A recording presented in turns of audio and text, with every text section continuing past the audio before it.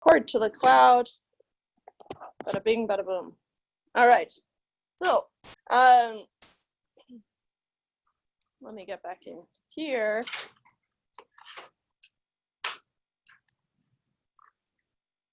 All right. So practice test, fake formula sheet. So the reason I'm giving you this one is just because I had it from last term. And so remember, you're going to make your own formula sheet. So you get a page, letter size page. If you want blank pieces of paper, you can come to my office.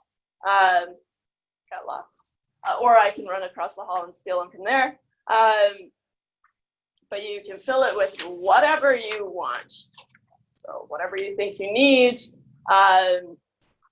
be that formulas or even little problems that you ran through, right? So whatever you want,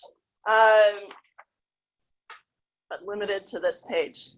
No post-it notes on there. So, I guess that's happened. Double-sided blank piece of paper. That's with right. as many formulas as we can fit on a board.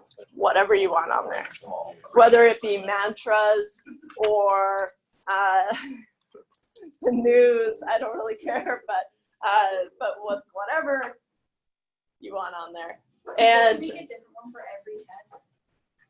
sure, but the rule will be the same, right? So you might want to be tweaking your formula sheet as you go along, right?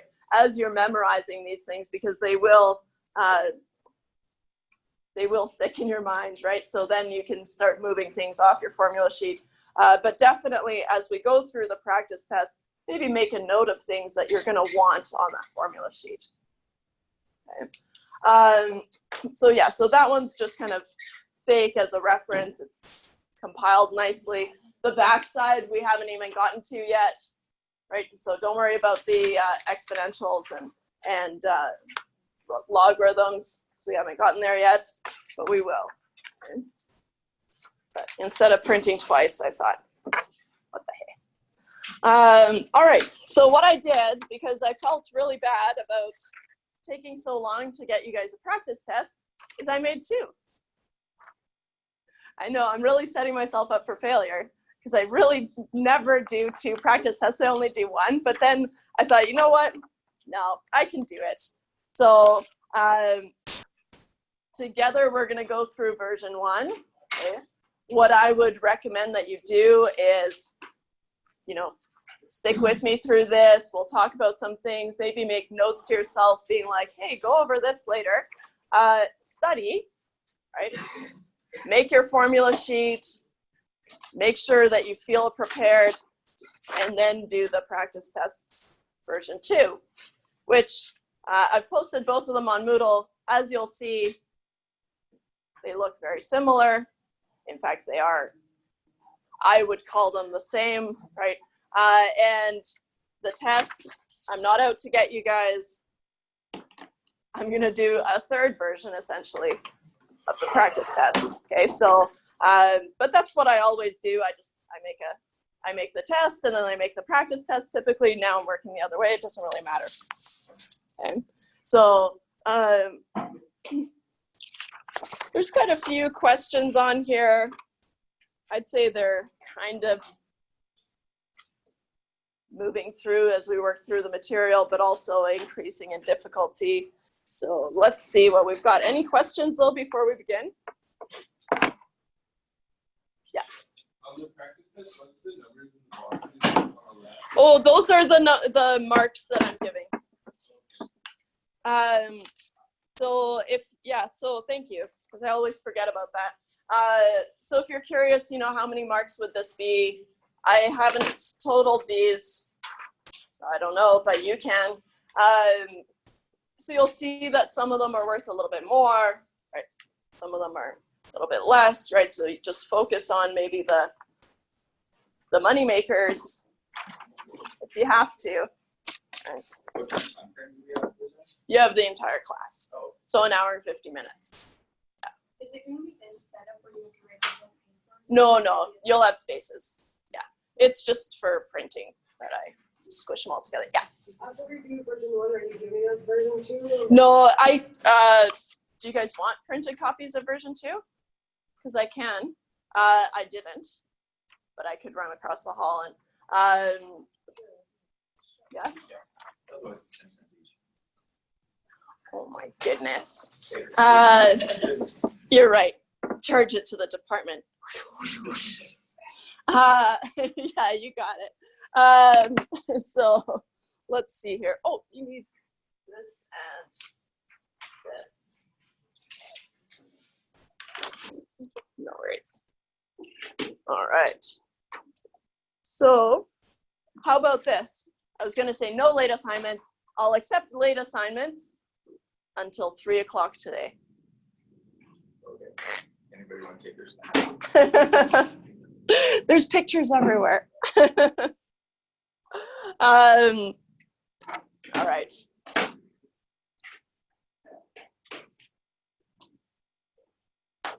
Better? Worse? Better? Hey, we got some sleepyheads in here. I don't know. But it is easier to see, so I don't know. All right. So,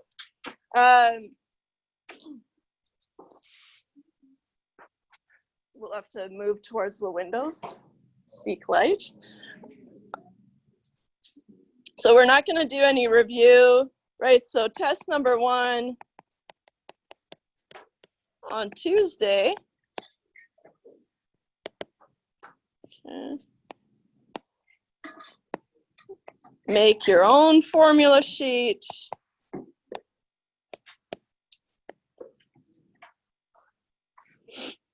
On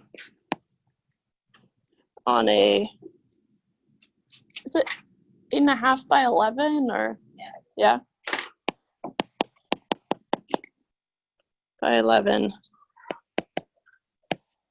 Letter sized piece of paper.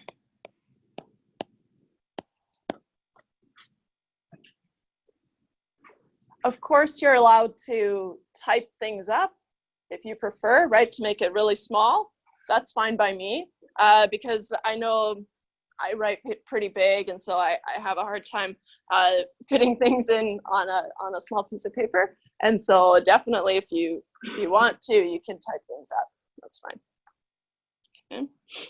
But the rules stay the same. All right. So practice test number 1. Version 1.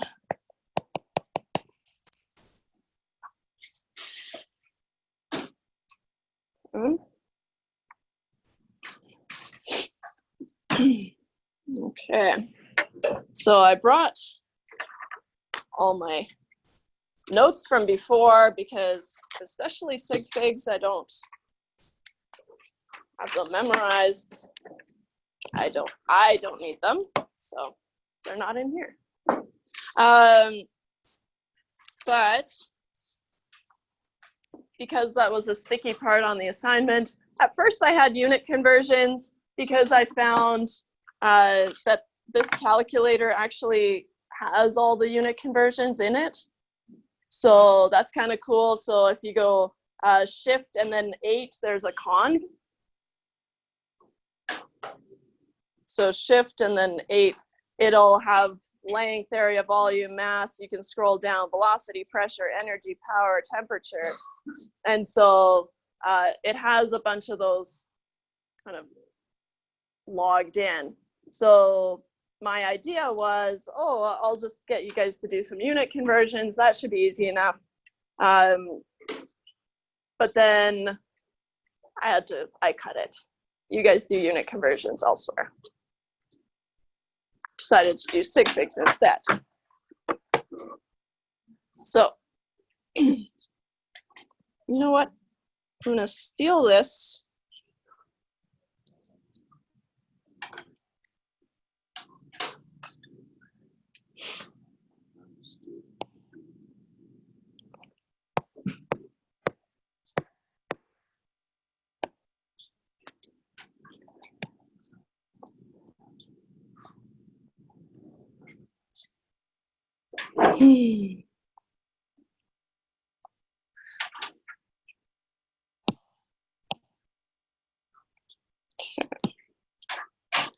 Let's see here if I can steal this.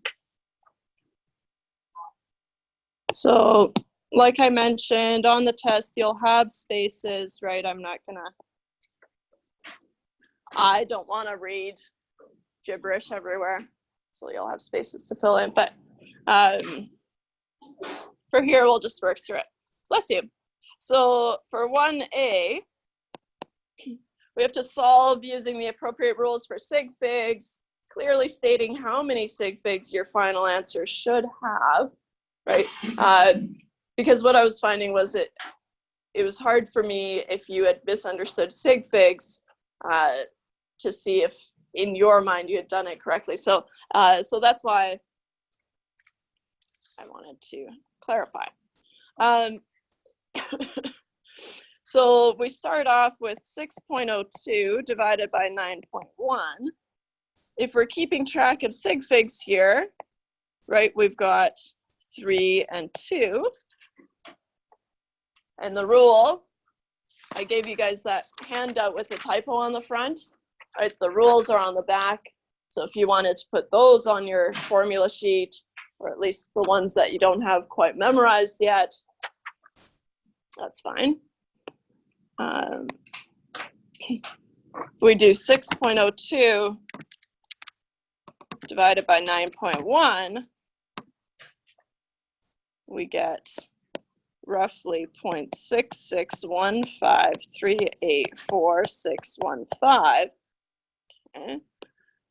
But in terms of sig figs, right, for multiplying and dividing, we just use the lowest number of sig figs that we had, right? So we have 2 in the denominator, and so we need 2 sig figs. So we have 0.66.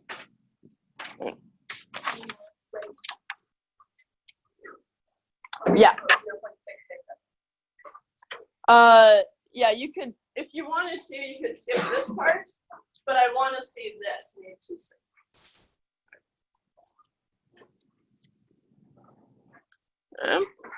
So that one's fine. Okay.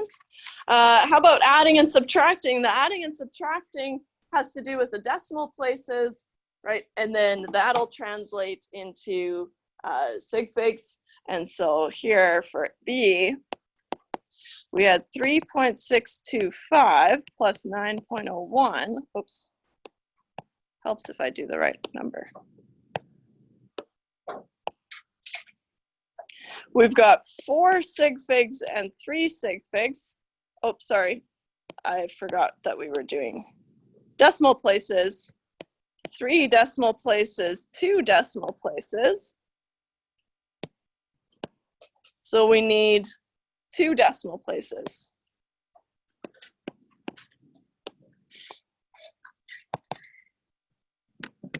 $3.625 plus 9.01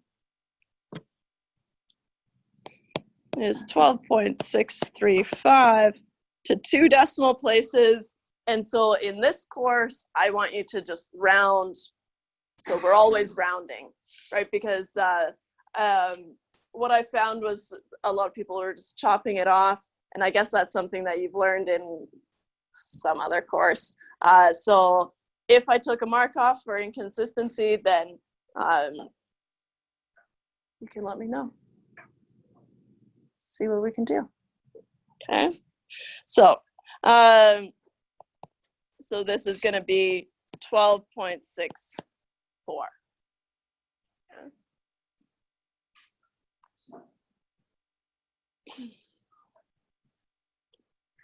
I think those ones are pretty good.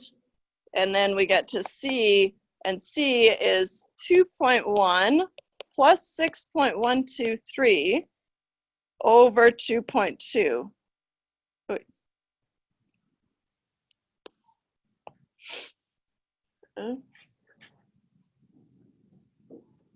So here's where we need to keep track of. Okay, so we've got 1 decimal place and 3 decimal places, right? We're adding up at the top, which means that overall we have to have 1 decimal place And if we go 2.1, oops, 2.1, not 201, yikes. 2.1 plus 6.123, oops.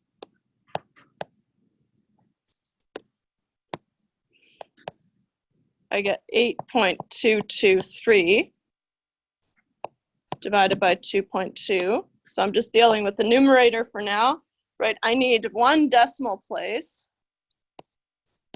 Need one decimal place. I'm gonna keep all those values though, right? Because I'm just saying, okay, well, it would be one decimal place, which would put me at 8.2, which is 2 sig figs, right? Because now I'm taking that value and dividing by another 2 sig figs, right? So which is 2 sig figs. Here I've got 2 sig figs.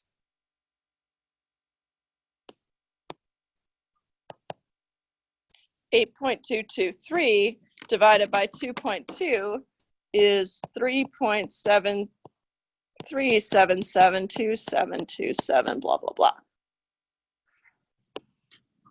And we need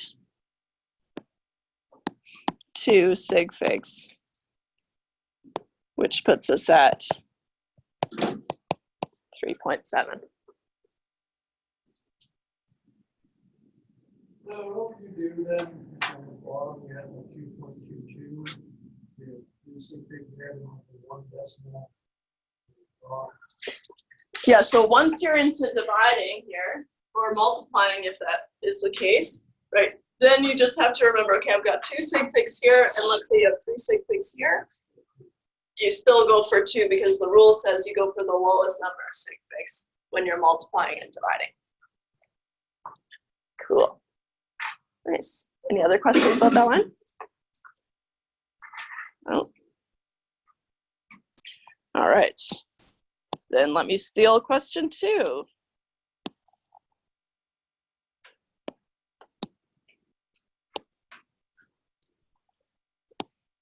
This is why I thought it might be helpful if you had those, that formula sheet that I just gave you, because it has the exponent laws up at the top.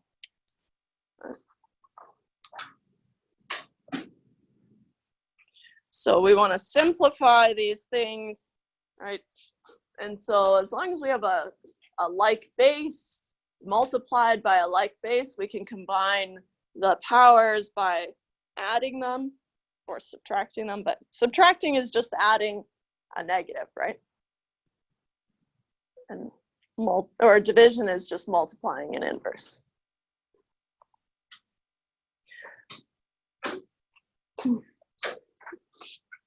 So let's do question 2A.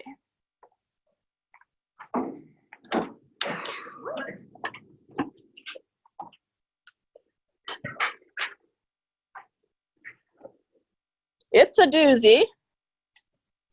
I'll just write it out. So I have it u squared b to the negative 1 plus u to the negative 5, b to the negative 2, all times u squared v, right?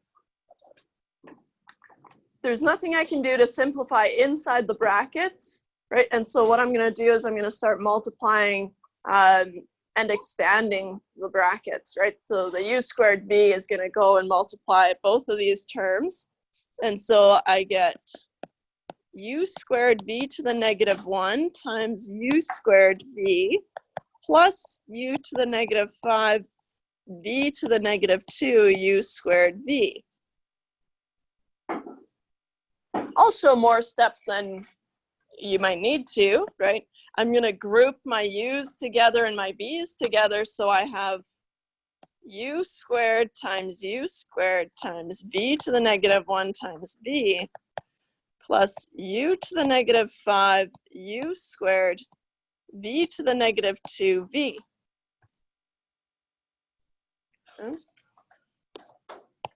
Because remember here, these guys can combine.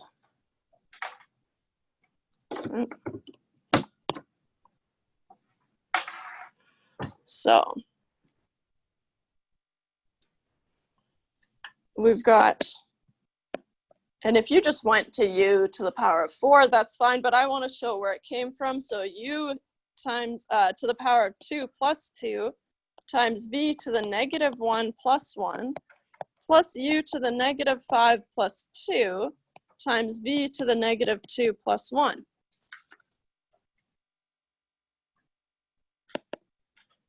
And this simplifies to u to the power of 4. V to the power of negative 1 plus 1 is 0. Plus u to the negative 5 plus 2 is negative 3. V to the negative 2 plus 1 is negative 1. Anything to the power of 0 is just 1, right? So we can even simplify further and say u to the power of 4 plus u to the negative 3 times v to the negative 1.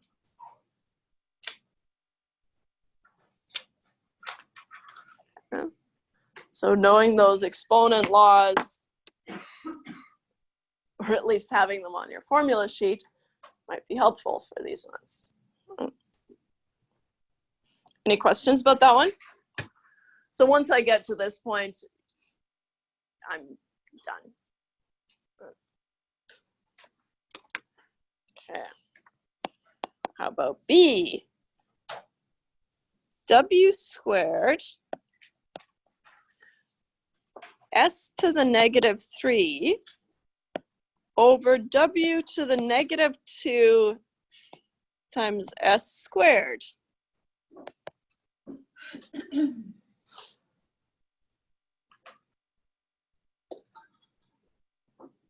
Okay. Remember how we bring those exponents up to the top from the denominator? We have to negate the power, right? And so we would write the w to the negative 2 in the denominator. To bring it up to the numerator, we would write w to the negative 2, right? And so we have w squared s to the negative 3. Those are staying up top. Okay. And then just to indicate that these are from the bottom, and this is just for making it clear to you guys, it's not necessary. We're going to have w to the negative 2 times s to the negative 2.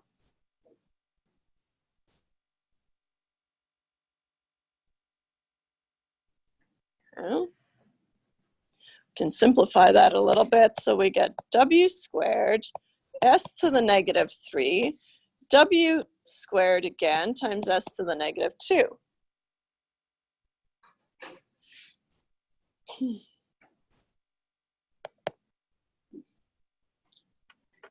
Again, showing an extra step where I group my w's and my s's. Right? You don't have to. W squared times s to the negative 3 times s to the negative 2.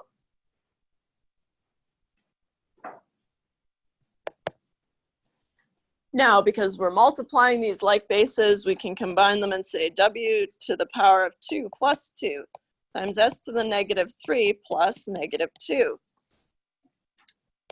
Puts us at w to the power of 4 times s to the negative 5.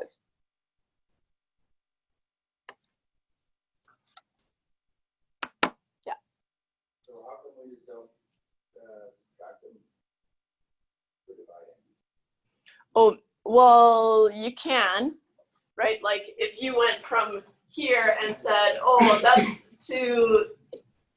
w times w to the power of 2 minus negative 2, and then that would put you here, right? That's fine.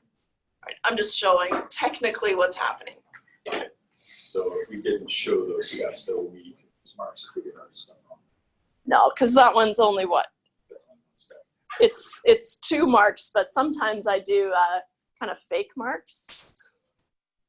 So because how I mark is you all start at 100%, and then as I go, I take marks off, because I find it very difficult to be consistent if I'm having to build you guys up to 100 all the time.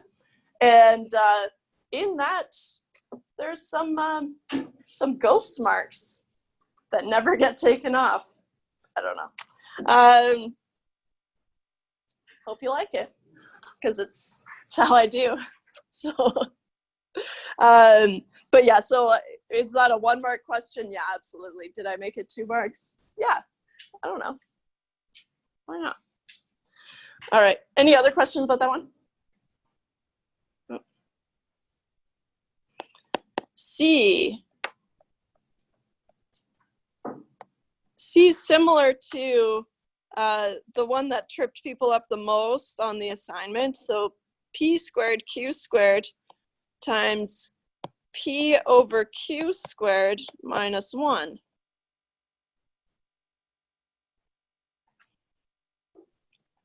Notice that sometimes it's pretty rare that I write my equal sign beneath, but if I'm going to run out of room, I'll write it beneath. Or I'll write it on the side, but regardless of where you put your equal sign, try to make sure that they're all stacked after if you can. All right, so wherever you put your equal sign, just make sure you're stacking your equal signs after. Okay.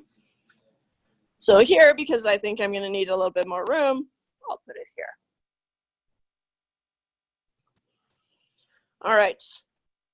So again, we're going to look inside the brackets and see if there's anything that we can do to simplify this thing. There isn't, right? I've got a P, I've got a Q, and I've got 1.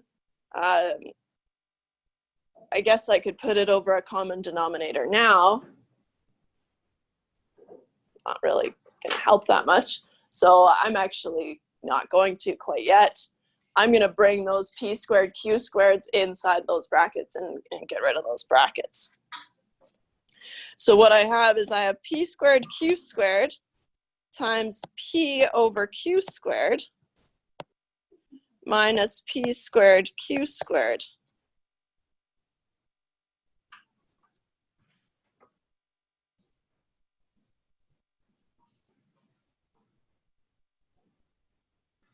I could have gone through and found that common denominator, but turns out we didn't really need to, right? Because what's going to happen is this q squared is going to cancel with this q squared, and then now all of a sudden we don't have a fraction. Nice. Okay. But I'll write it out with the proper notation, but if you just canceled those, that's fine. Okay. You can't cancel them here, right? You can't cancel this one and this one because there's not one there, right? So that would be illegal math. But here, when this is grouped together and this is grouped together, then we can cancel. Yeah. You could do the same thing as the last one. You just move the q squared out. Oh yeah, totally. And that's what I'm gonna do, because that's technically what you're doing, right? When you're canceling, is you're saying, okay, well, I've got p squared q squared, bless you, times p times q to the negative 2 minus p squared q squared. Yeah.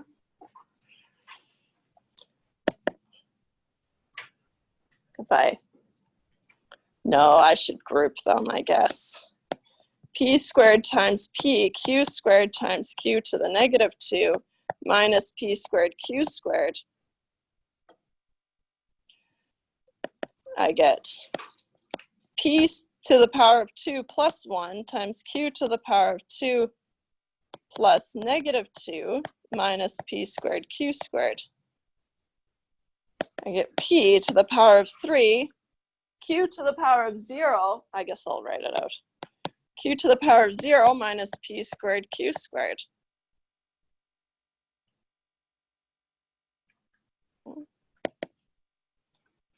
Which simplifies to p to the power of 3 minus p squared q squared.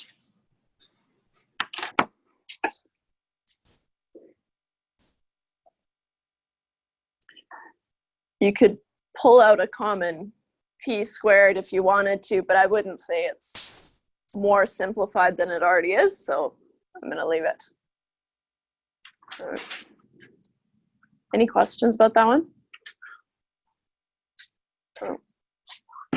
Yeah.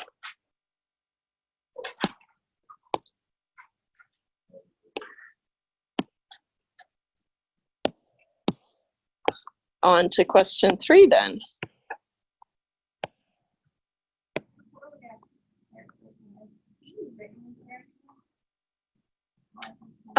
No. It's a typo, and I caught it. I was looking at it this morning because I worked through it last night just to make sure that it was good. And yeah, this 3 is, I mean, we can work through it with the 3 on there, right? It doesn't do anything. But yeah, it was definitely just a typo. But I'll keep it on there. Why not? Yeah. No worries. The end of the last one there, sorry. We don't subtract P2 because it's like another thing that you could. Yeah, totally. Cool. So now solving for x. First one, again, kind of easy marks here. 3a. 1 minus 3x is 1 over 5. Bless you.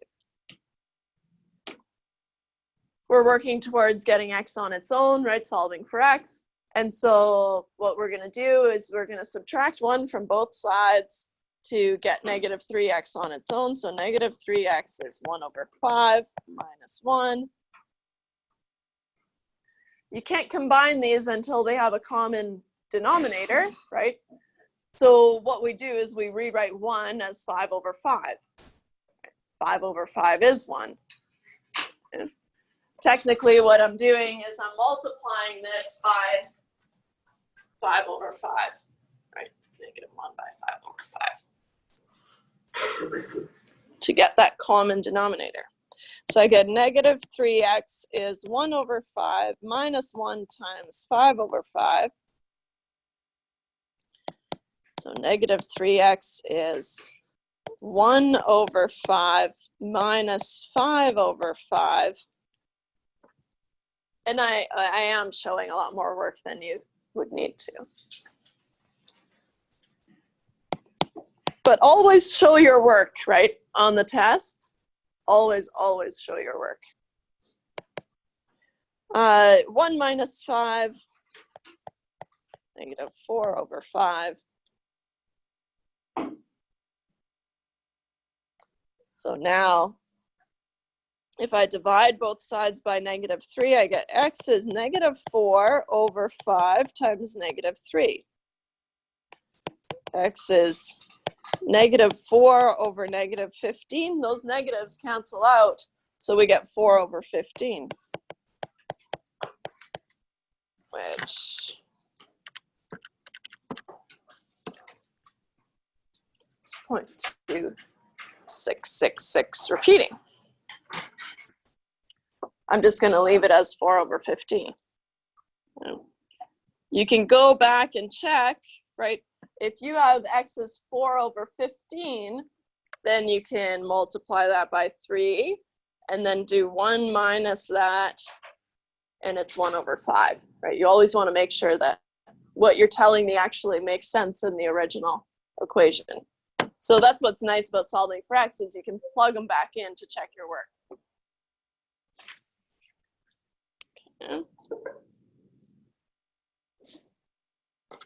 Okay. Part B. You ready? You just did some of these. So part B, the absolute value of 3x minus 1 is x plus 5. Remember how the absolute value function works. So the absolute value of x is the opposite of x, right? Negative x if x is less than 0, and it's just x if x is greater than 0. So in our case, we've got the absolute value of 3x minus 1. Well, that's going to be negative 3x minus 1. I'll put them in brackets so we remember to bring it in. If 3x minus 1 is less than 0. but it's going to be 3x, minus 1 if 3x minus 1 is greater than or equal to 0. Sorry, I forgot that.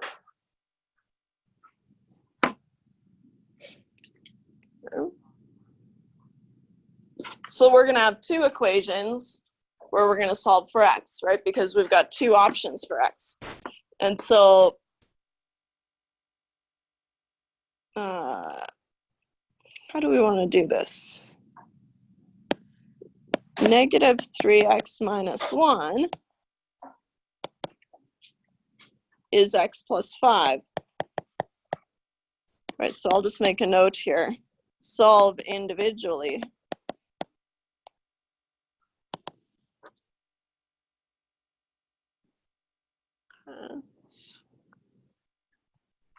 Bringing that negative in, we've got negative 3x plus 1 is x plus 5. Bringing the x's to one side and the numbers to another side, I'll leave my x on the left-hand side. Negative 3x minus x is 5 minus 1. So I get negative 3 minus 1, negative 4x is 4. So x must be 4 over negative 4, so x must be negative 1.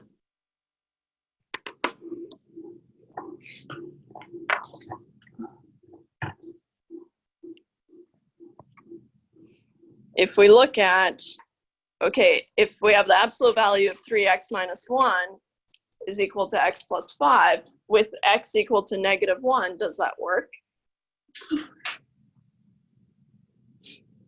So we got negative 3 minus 1, negative 4. The absolute value of negative 4 is 4. Wait, what the? Oh, and then, sorry, it's not the absolute value on the other side. Negative 1 plus 5 is 4.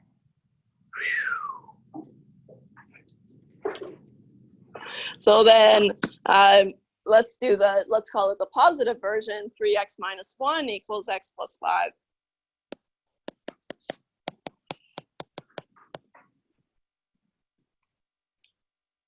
Bringing my x's to the left, 3x minus x is 5 plus 1.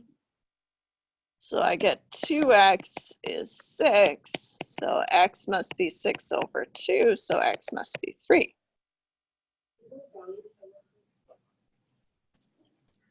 Is that good?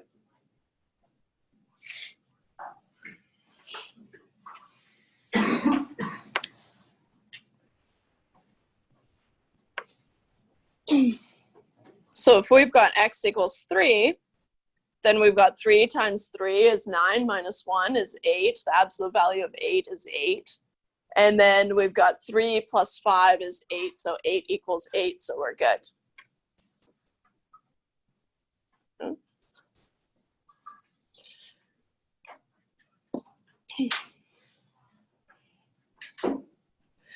Therefore, x is negative 1 or 3. Or I guess and 3. Can only be one at a time though, so that's what's tricky.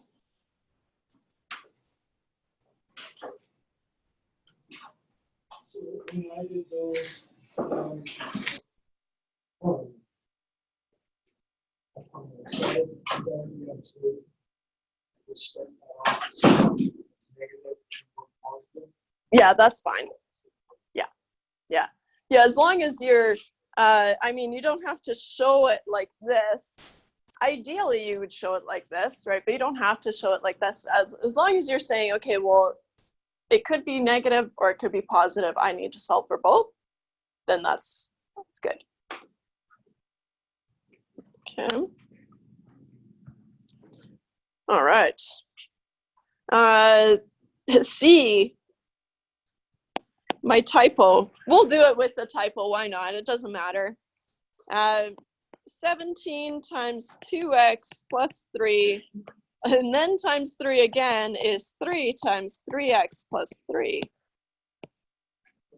A lot of 3's.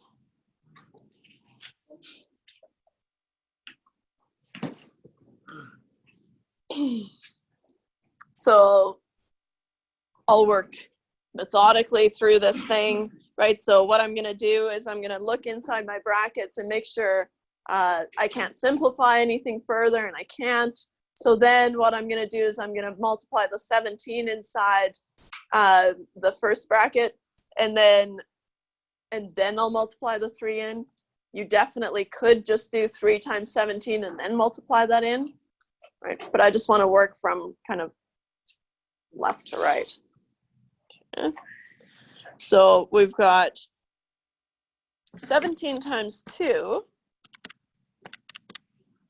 is 34x, plus 17 times 3 is 51. And then times 3 is 3, and then I'll simplify this. 3 times 3 is 9x, plus 3 times 3 is 9 again. And then we've got 34 times 3, right now kind of multiplying in from the right-hand side. 34 times 3 is 102x, plus 51 times 3 is 153, which is 9x plus 9.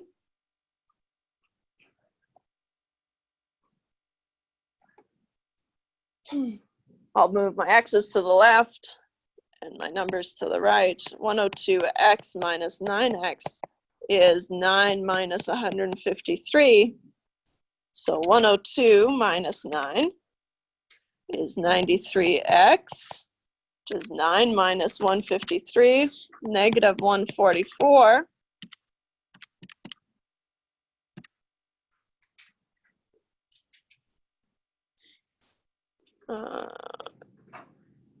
Sorry, I could have sworn I got a whole number when I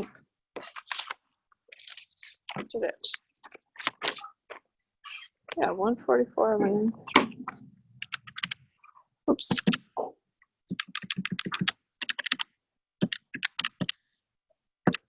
Okay. Maybe I don't. Did I do it right? Because yeah? Okay. I must have been sloppy earlier. But somehow I got a whole number earlier, so I was like, oh, that's nice. Great, moving on. No, I did, because I realized it was a typo. Like, hey, that's a lot of 3s. But it's okay. So negative 144 over 93. I'm just going to leave it as that.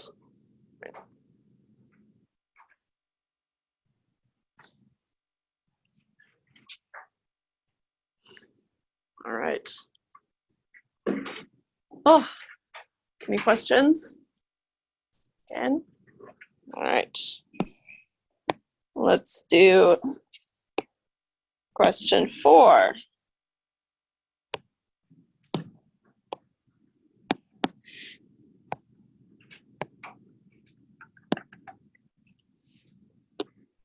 So we've got this small data set. We're going to find the mean, the median, the mode, the MAD, the variance, and the standard deviation. Okay. So part A, we want to find the mean. The mean is denoted by x bar. That's, if you just write mean, that's fine. Which is just going to, wait, it's up here. Weird. That's the sum of all your x's over n, your sample size. But I think if I asked you to find the average of these numbers, you would be able to do it, right? You just add them up and divide by however many you have. So in this case, we've got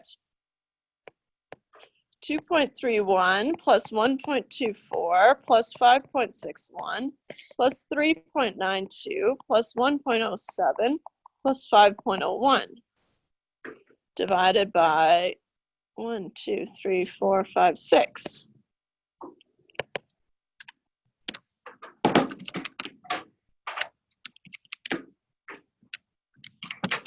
So I'm just adding these up, and then I'll check my answer against yours, because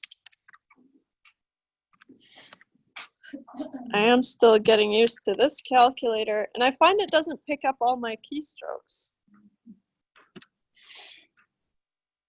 I get 19.16. Is that what you guys are getting? Nice. 19.16 over 6.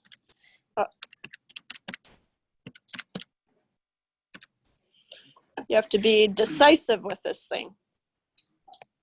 I get 3.193 repeating. So I'm going to use 3.19 in my calculations. Okay.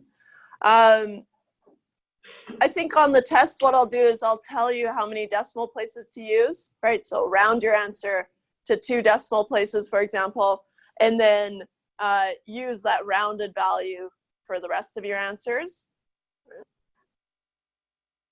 I'll have to remember to do that, because that'll be helpful.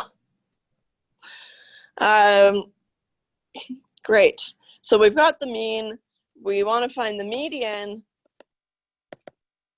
The thing about the median is the central value, right? And so what we have to do is we have to sort our data from smallest to largest, and then we boop, boop, boop in.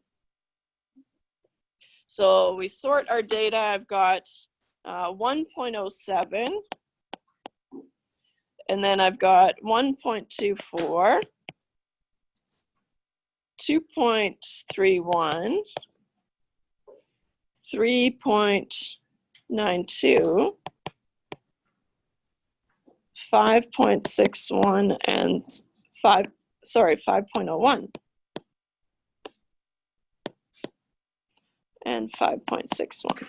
1, 2, 3, 4, 5, 6. Great. So now we're just gonna boop, boop, boop, find the middle value, right? So I get boop, boop, boop, and I land on these 2. So the median is 2.31 plus 3.92 divided by 2. 2.31 plus 3.92 divided by 2. 3.115. And here again, I'll make a note of telling you how many decimal places to round your answer to. But for now, it doesn't say so. All right. The mode, remember, is the most frequently occurring value, right? And so we're looking at these and there are no duplicates, and so there's no mode.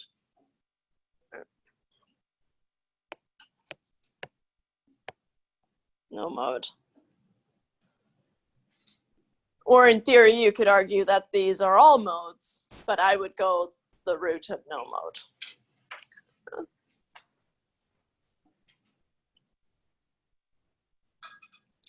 Let's find the MAD.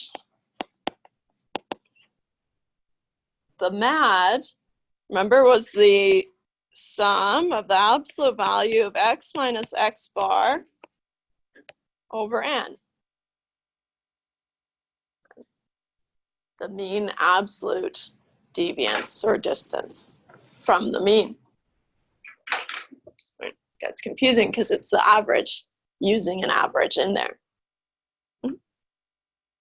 So what this is saying is, it says add up all your x, so each individual data point, subtract the mean, right, subtract x bar, and then take the absolute value and then add. And so we've got the absolute value of, I'll just do them, the non-sorted ones because that's what I have here, of 2.31 minus, and what was our mean here? 3.19, right? Thank you. Minus 3.19 plus the absolute value of 1.24 minus 3.19 plus the absolute value of 5.61 minus 3.19 plus the absolute value of 3.92 minus 3.19. Ah, it's not so bad when you don't have to read them out. Absolute value of 1.07 minus 3.19 plus the absolute value of 5.01 minus 3.19. Doesn't help that my body's desperately trying to get sick and I won't let it. So, too stubborn for that. 6, all divided by 6.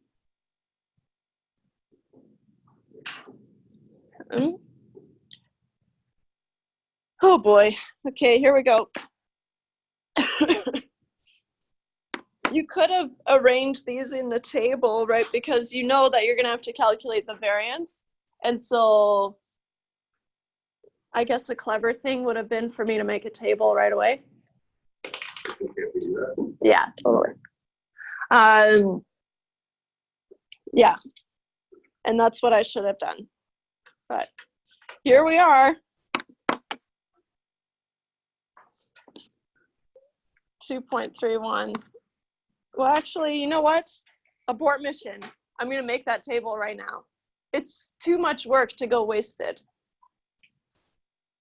Wasted. Or do a table. Woo! What do we mean? We've got X.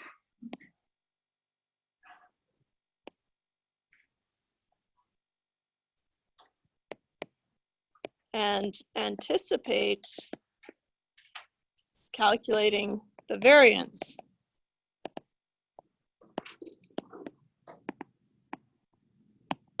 Sorry, guys. Flying by the seat of my pants here. I'll list all my data points in the X column, right? 2.31, 1.24, 5.61, 3.92, 1.07, and 5.01.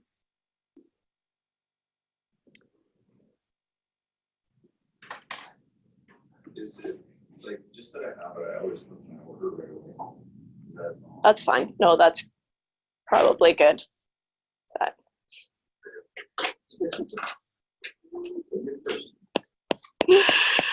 I'm going to make a column of X minus X bar, because if you remember the formula for finding the variance, right, it's the sum of your X minus X bars all squared divided by n minus 1.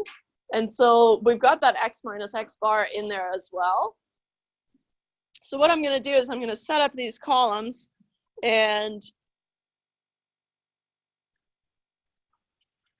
I'm going to record X minus X bar, the absolute value, just so it's there clearly. But then I'm also going to calculate X minus X bar squared.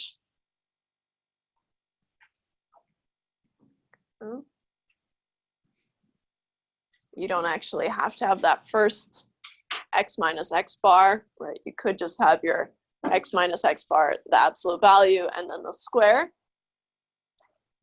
But just for clarity, I'll have both. 2.31 minus 3.19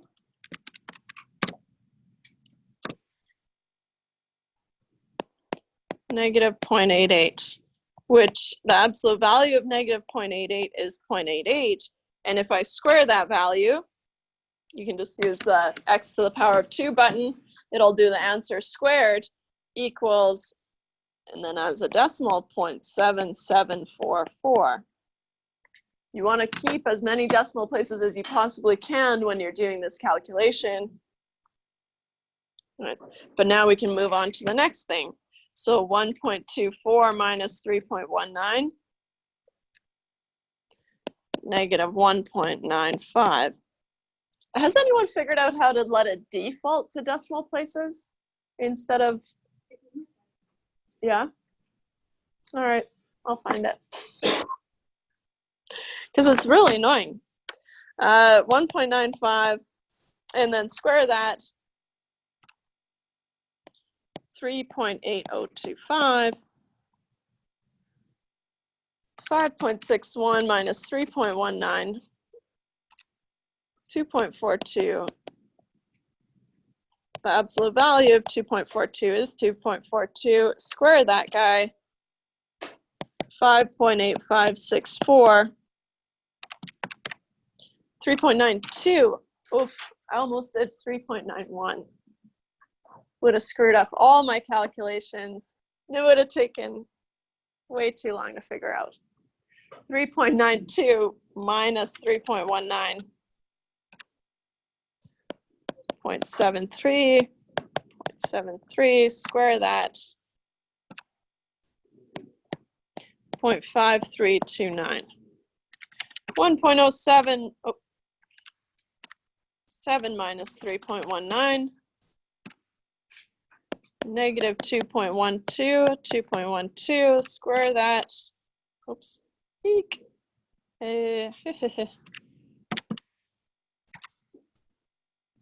That looks better. 4.4944. 5.01 minus 3.19. 1.82. 1.82. Square that. 3.3124. The worst part is over.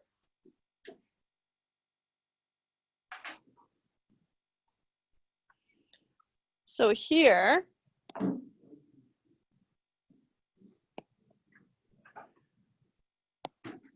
the sum of the absolute value of x minus x bar is the sum of that column, right? And so we've got 0.88 plus 1.95 plus 2.42 plus 0.73 plus 2.12 plus 1.82.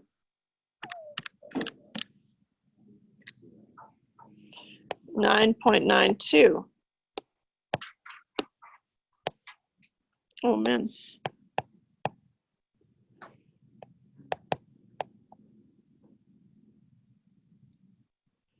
And then over here, the sum of x minus x bar squared is the sum of all these values. 0.7744 plus 3.8025 plus 5.8564 plus 0.5329 plus 4.4944 plus 3.3124.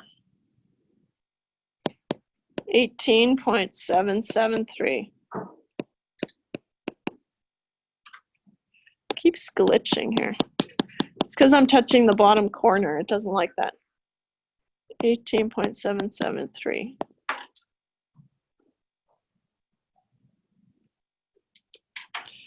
So returning then to part D, which is the MAD, which is the sum of the absolute value of x minus x bar over n, we get 9.92 over 6.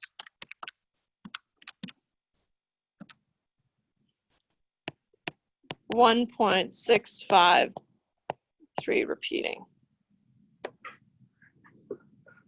And again, I'll tell you how many to round to.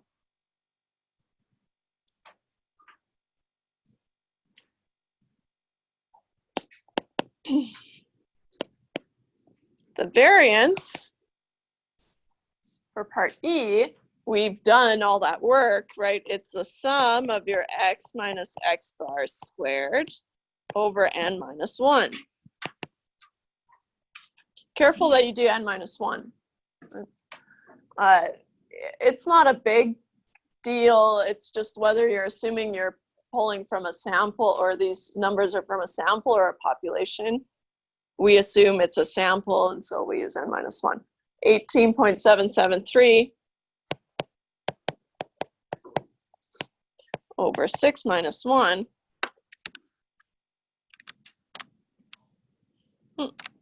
Divided by 5.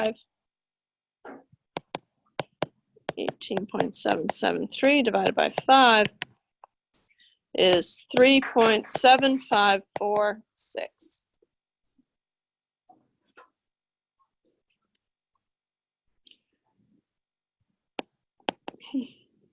The standard deviation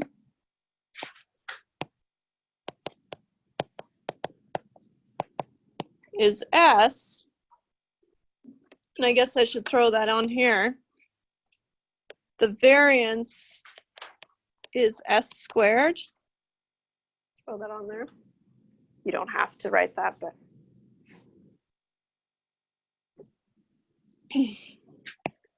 S is the square root of S squared. So S is the square root of 3.754x. Square root of that guy. I get a standard deviation of 1.937679024. But again, I'll tell you what to round, and then you just use the rounded values. So if I've asked you to round the value and you have to use it later, you use the rounded value. Oof, any questions about that? So the variance, you don't want that rounded area. Well, I didn't ask for it, but if I asked, for example, round your answer to 2 decimal places, right? So then you get 3.75. So then calculating your standard deviation, if you rounded up here to 3.75, then you would take the square root of 3.75. Yeah. Right, so that's what I mean. And then I would tell you how many. I'll just have to make notes of how many I need, or want, rather. Okay. So the next part I kept in there because I think everyone had a good time with it on the assignment. So but it's also a question on using linear equations, so why not?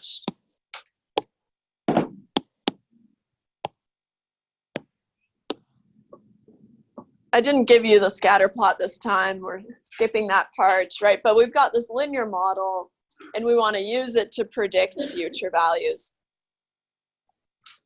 So part A, a regression model is built to predict the pH of well water, okay? And so whatever we're predicting is the Y. And whatever we're predicting from is your X. Because remember, Y hat is the predicted value of Y. And so if you're trying to predict pH, then that makes it your Y. But if you were to graph it, what pH would be? In this case, it would be on the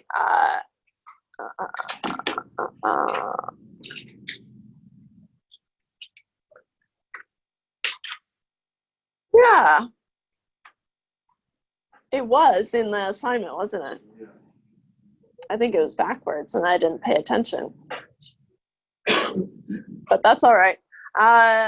In this case, it's the Y and the bicarb's the X. But because whatever you're predicting is your Y. But you're right, that must have been backwards on that assignment. Yikes. So anyways, at a pH,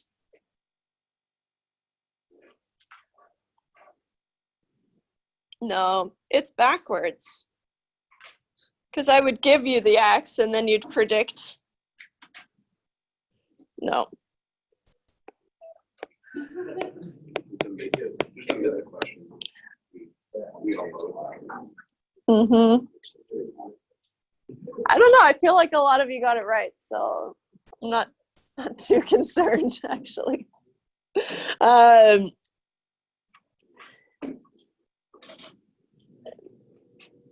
think it's just me writing this question last night. A regression model is built to predict bicarbonate content in parts per million, is that what it is? ppm?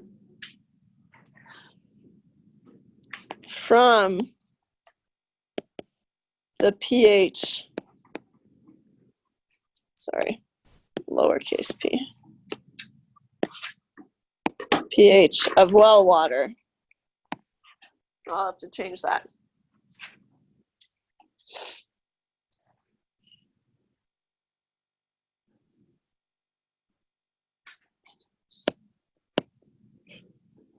Anyways, if you had gone ahead and used the linear equation blindly, I probably would never have noticed.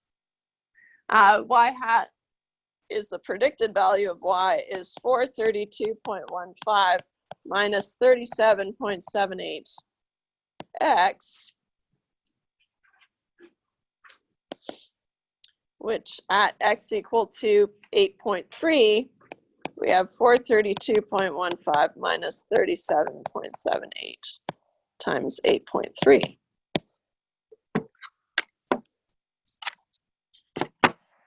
$37.78 times 8.3, 313.574, 432.15 minus that.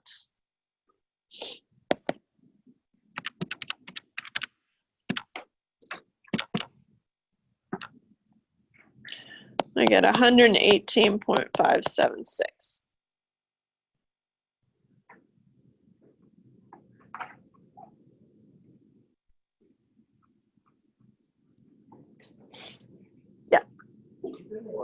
Why gets low? Oh, y hat is the predicted value of y.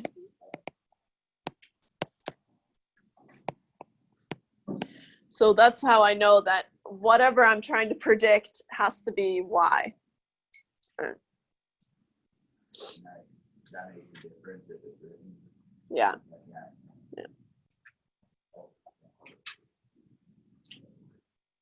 So in this style of question, we're not going to see an answer that because we're always predicting the water value. That's right. Yeah. Cool.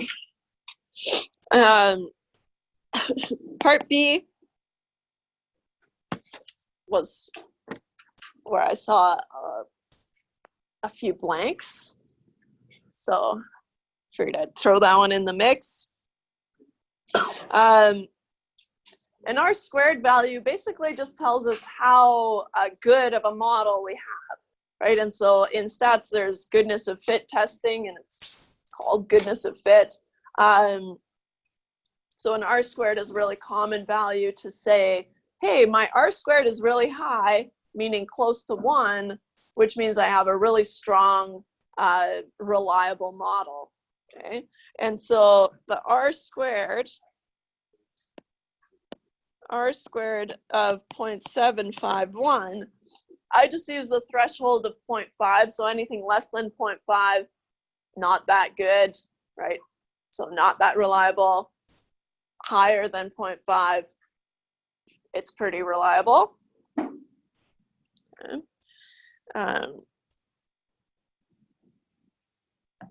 R squared of 0.751 means, and I'll write the technical one. Okay.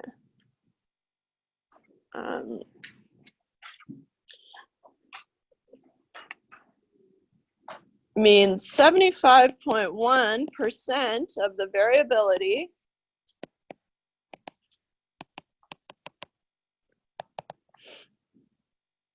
in Y, which is the bicarbonate. Yeah. Bicarbonate.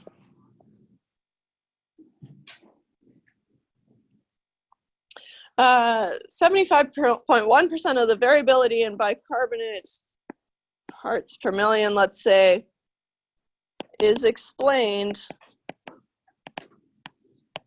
by the regression equation or the regression model on pH. Since this is higher than 0.5, right, or 50%, we can say this model is reliable.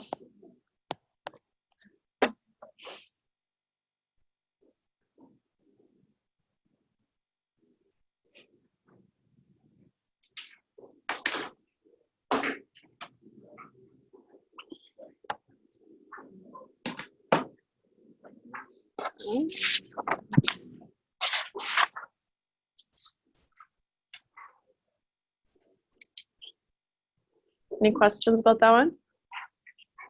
Go for the test. Yeah, but back it up with because it's over 50, right? But otherwise, yeah, that's good.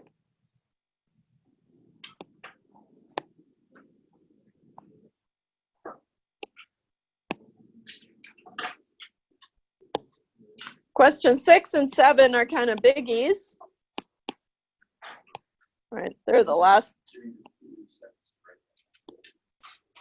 Got it.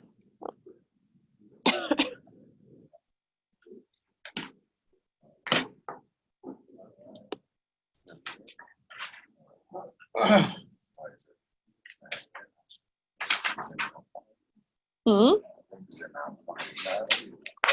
Oh, yeah, so R squared is actually the correlation squared. And so, but it's just for linear models especially, it's a good measure of like how good your model is.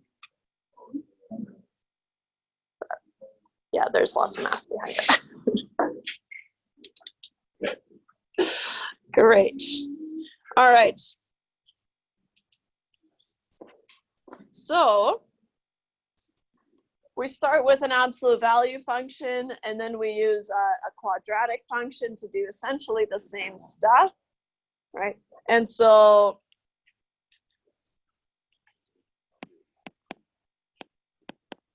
(6a).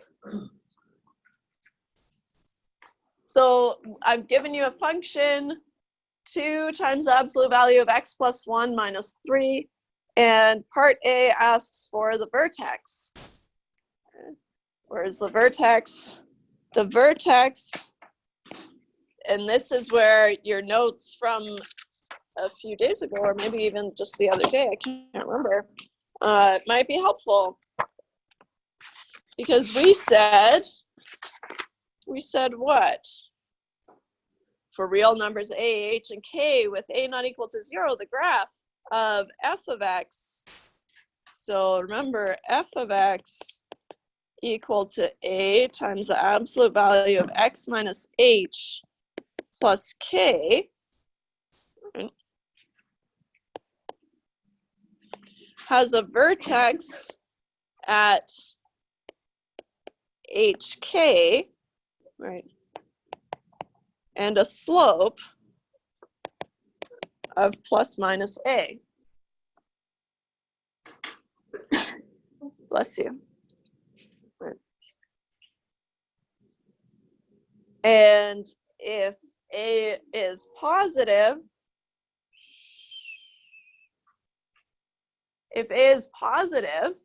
then we've got this upward facing b, and if a is negative, right, we've got a downward facing b, right? So we know a lot about what this function is going to look like just by how it's written. And so the vertex is at, well, I guess I should show where it's coming from. F of x is 2 times the absolute value of x plus 1 minus 3. So in our case, a is 2, h is negative 1, and k is 3, negative 3. You have to change those because you have x minus h, and we have x plus 1, so h must be negative 1. And same thing, we have k plus k, and we have minus 3, so k must be negative 3. Okay. So the vertex is at hk, which in our case is negative 1, negative 3.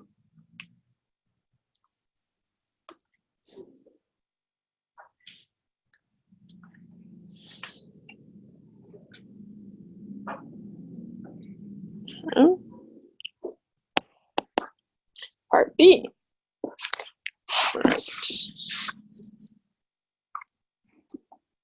What are the zeros, if any? Right. The zeros are where it crosses the x-axis, right? And so it's possible if you've got an upward facing B and the vertex is at 1, 2, for example, right? That'll never cross the x-axis, right? So it's possible that you don't have any. And so what we do is, well, the zeros are when f of x equals 0.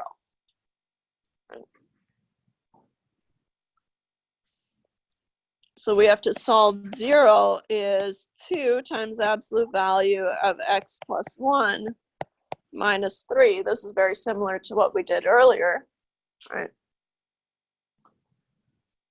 Where we want to have the absolute value alone on one side, right?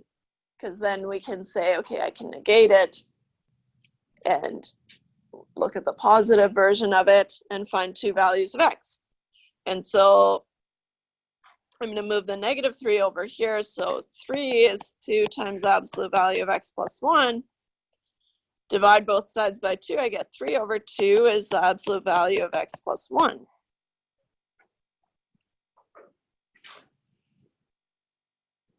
Okay. The absolute value of x plus 1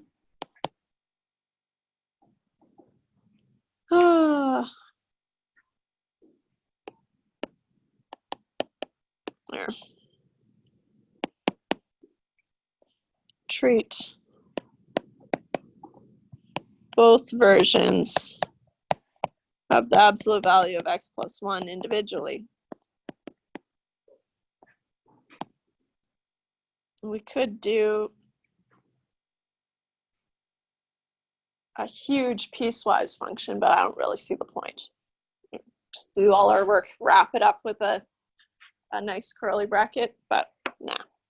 So we've got negative x plus 1 is 3 over 2, which means negative x minus 1 is 3 over 2. If I add 1 to both sides, I get negative x is 3 over 2 plus 1. In my mind, I'm going to rewrite 1 as 2 over 2, right, to get that common denominator. So I get negative x is 3 over 2 plus 1 times 2 over 2, just showing what I'm doing. Negative x is 3 plus 2 over 2. Negative x must be 5 over 2.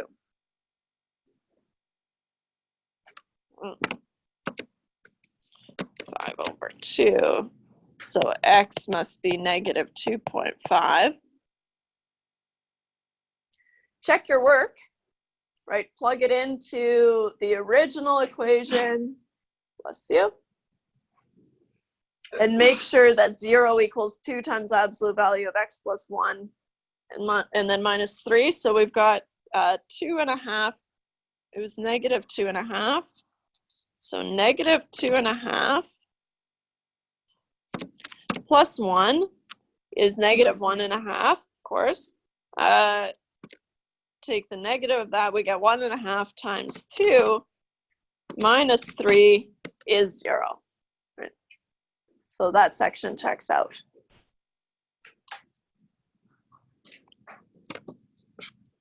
So now we'll do the other section, which is x plus 1,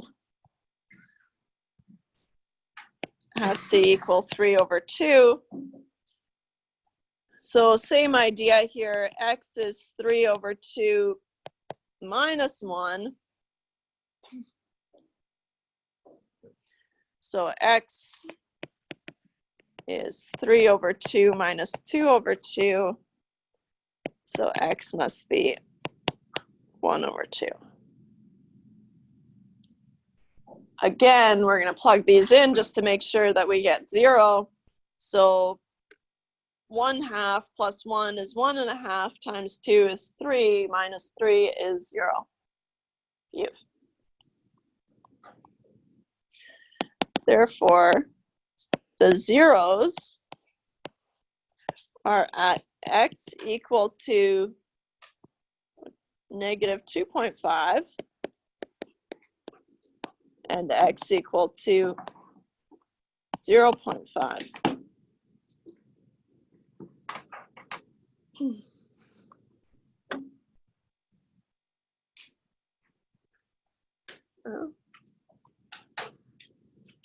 Part C, what are the slopes? The slopes we know are just plus minus a, which is plus minus 2. Right? Plus minus because we've got a negative slope and a positive slope to make that b. Right? But they have the same slope of 2. Part D, the y-intercept. We have to solve for f of x, or f of 0.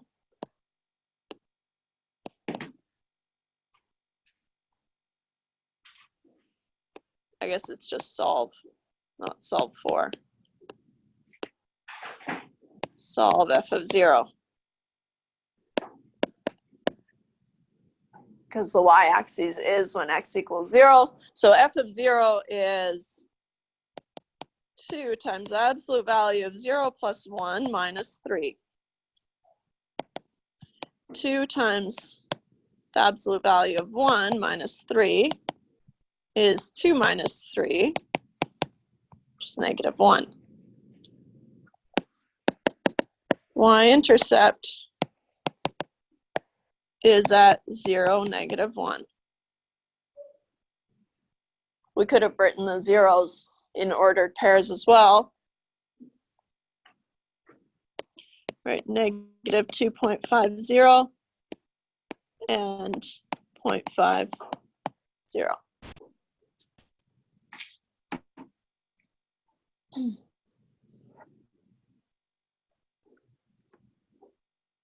Okay. Part E, use the information you found above to sketch a graph of the function. We know the vertex, we know the zeros, we know the y-intercept, we know the slopes, right? We know all the components of this thing, right? And then I gave you a grid, so use the grid provided. Label the ordered pairs of the vertex, the zeros, if applicable, and the y-intercept. Okay. So I'm going to steal that grid, see how it works out.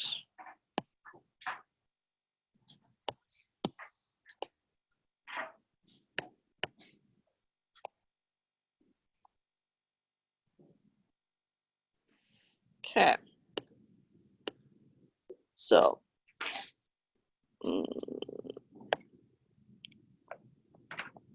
I'll start with the vertex. The vertex was at negative 1, negative 3. So we'll plot that on here. Negative 1, negative 3 is roughly, oh.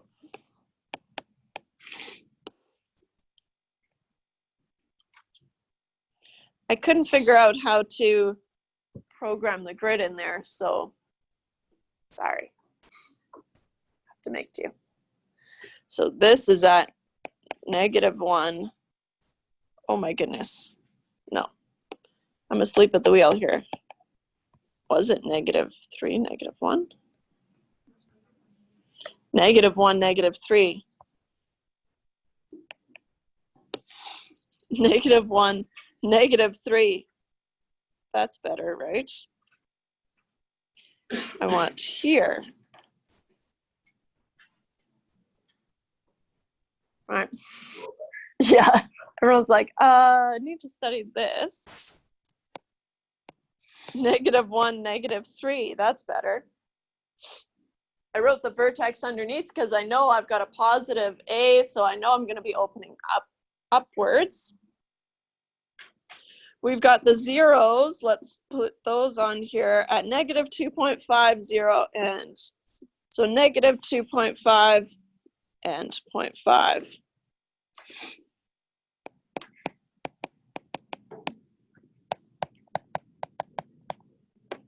And I've also got the y-intercept, which is at 0, -1.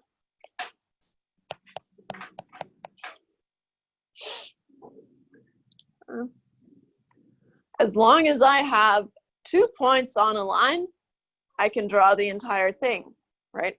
And so you can check to make sure that you've got a slope of 2, but I assure you, you will. So I'm just going to use a straight edge. Any straight edge will do.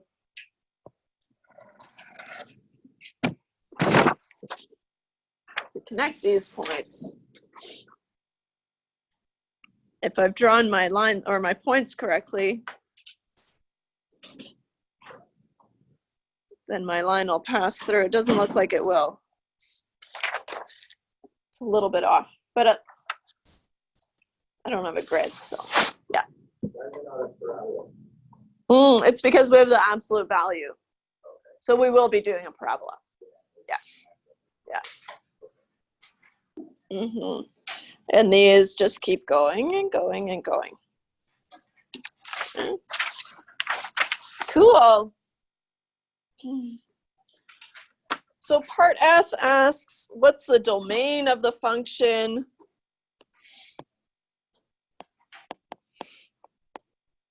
The domain of this function, in fact, any absolute value function, unless it's piecewise, is going to be -infinity to +infinity, right? Because they just keep going and going and going. So round brackets, -infinity to infinity.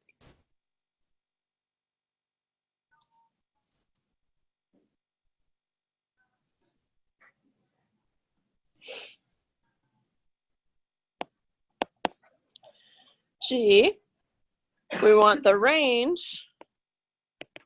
The range is what possible values of y can we take on?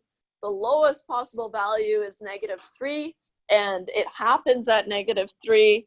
And so we put a square bracket at -3 all the way up to infinity, round bracket.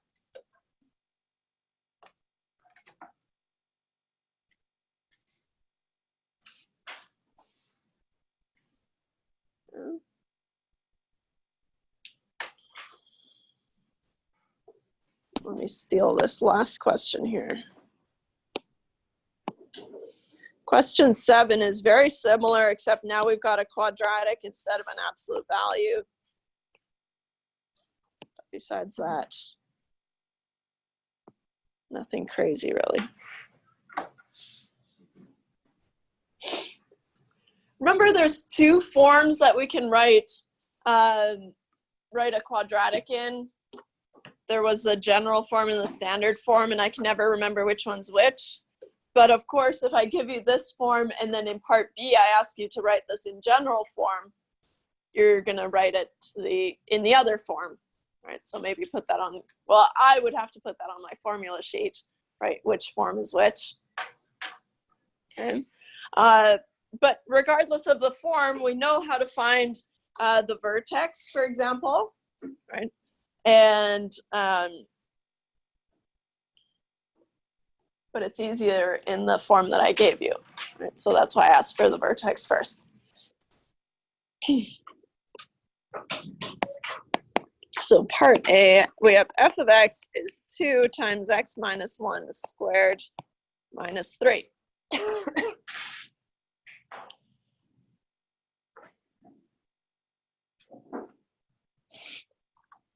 Remember, we had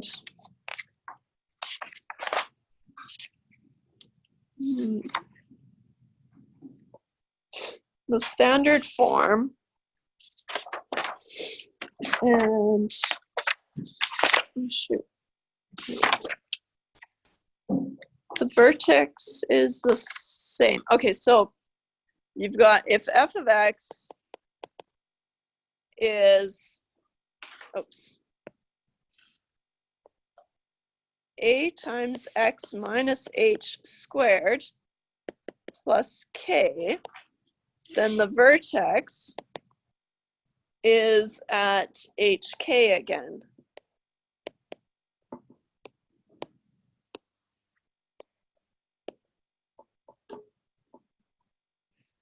And that is the standard form. The general form is f of x is ax squared plus bx plus c. And the vertex for that is at negative b over 2a, and then f at negative b over 2a. And that's just from last day. So it's nice that I gave it to you in the standard form, right? Because then we can just pick the vertex right off the bat, right? And so we've got the vertex is at matching, or I guess I should list my A, H, and K. Might be nice. A is 2, H is what? Just 1, right? And K is negative 3.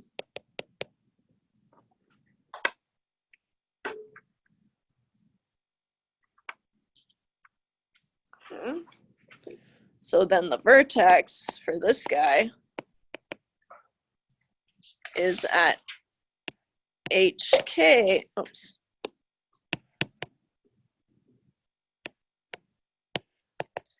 Which is at 1 and negative 3.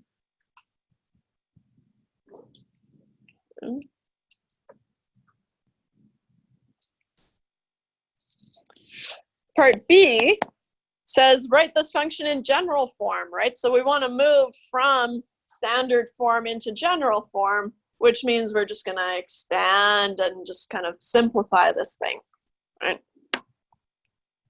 So we've got f of x is 2 times x minus 1 squared minus 3, which is 2 times, and I don't use any shortcuts usually, x minus 1 times x minus 1.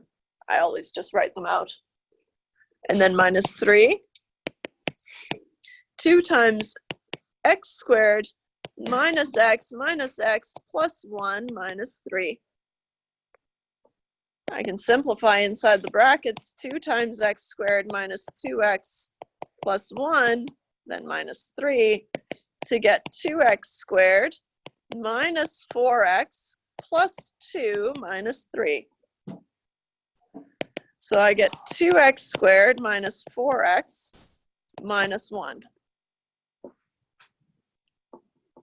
And now it's in general form.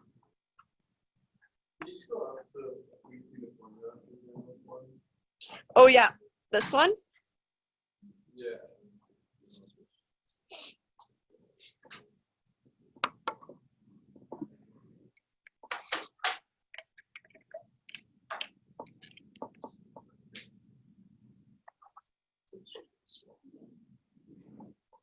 So in that, like, would B be H and C would be K, or like?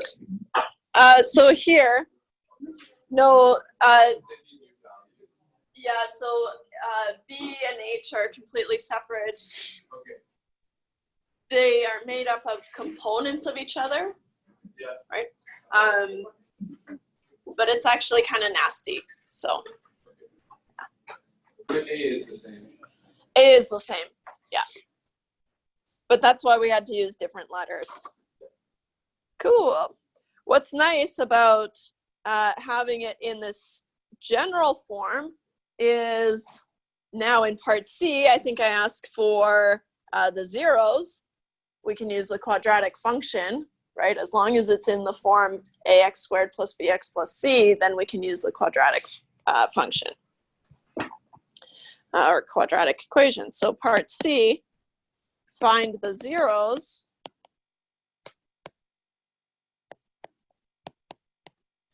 Use the quadratic equation. You could spend some time factoring this thing, but I wouldn't bother. Right? Quadratic equation is a safe bet. So we've got f of x is 2x squared minus 4x minus 1. So we've got a is 2, b is -4, and c is -1. So we know that x has to be -b plus minus the square root of b squared minus 4ac over 2a. Hopefully I remembered that right. Okay. Probably also a good one to have on your formula sheet, but who am I to say? -4 plus minus the square root of -4 squared minus 4 times 2 times -1 divided by 2 times 2. I get 4 plus minus the square root of 16 plus 8 over 4.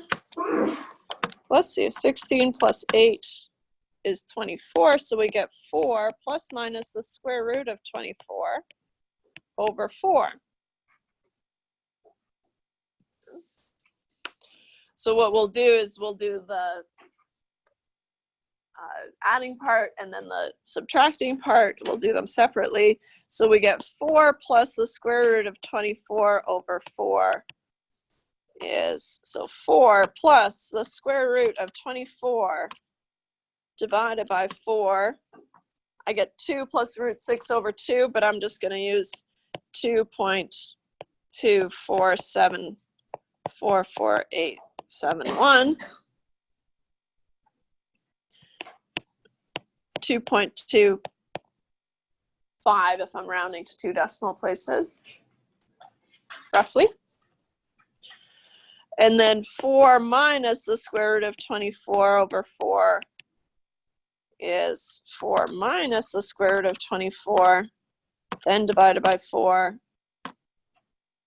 I get -2.2247448714,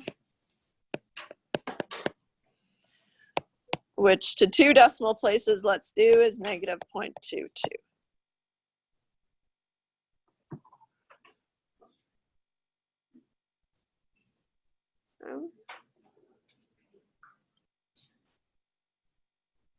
All right. Not as easy to plot, right? But we're just doing a sketch, right? So just approximately. And you're labeling your points anyways. Because in case you haven't read ahead, we're going to sketch this thing. Part D, though, what's the y-intercept? Usually fine. Right. Part D, the y-intercept, which is when we have to solve f of 0. F of 0 is 2 times 0 minus 1 squared minus 3. 2 times -1 squared is 1 minus 3, -1. So if we're solving, oh, okay, never mind. I think you missed it. Oh, did I? Uh-oh. Yeah, my handwriting is very bad. Which one? This one? This one? It's 2.2. A 2, 2. Yeah, that makes sense actually.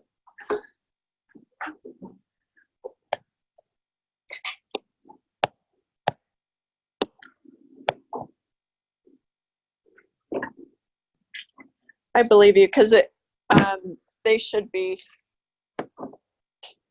similar. Thank you.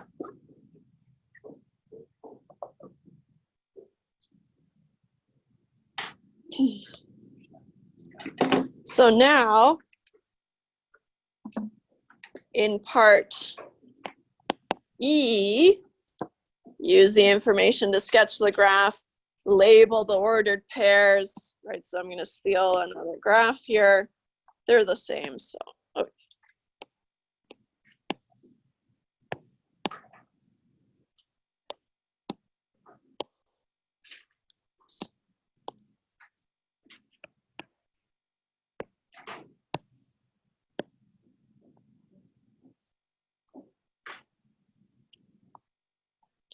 All right, let me start with my vertex. It's always a good 1, -3, and I'll try not to screw it up this time. 1, -3.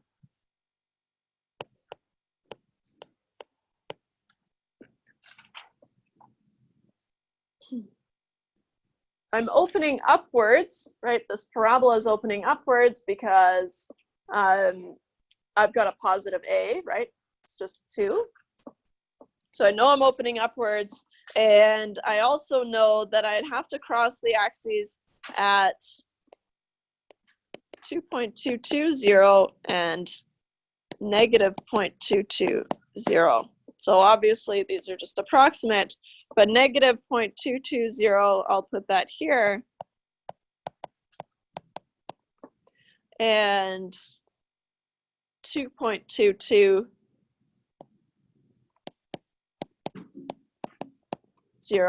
I'll put that there. I also found my y-intercept, which is at 0, -1. So because I've got this parabola, all I can do is just kind of connect these points as best I can, right? Because I know there's going to be some curvature in here, but it seems to be pretty tight, right? And so I'll just start for my vertex and just kind of aim for my zeros. This one's going to be harder because I have to try to get not very beautiful, but that's why I said sketch.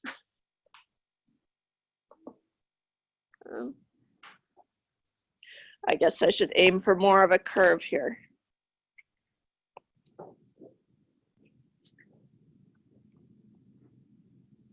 There.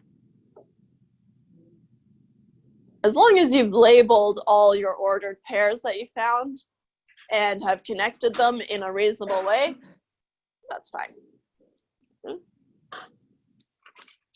And finally, the domain again, part F, the domain is going to be -infinity to +infinity. That's just the behavior of absolute values and quadratics. G, what's the range?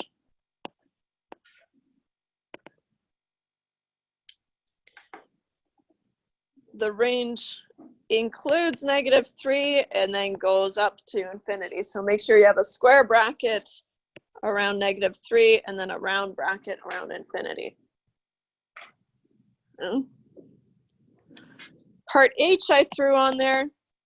Find the average rate of change of the function over the interval 2, 3, right? The average rate of change is the change in f over the change in x, which is f of b minus f of a over b minus a.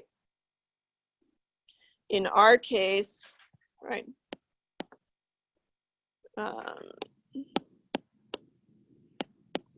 over the interval a, b. Okay.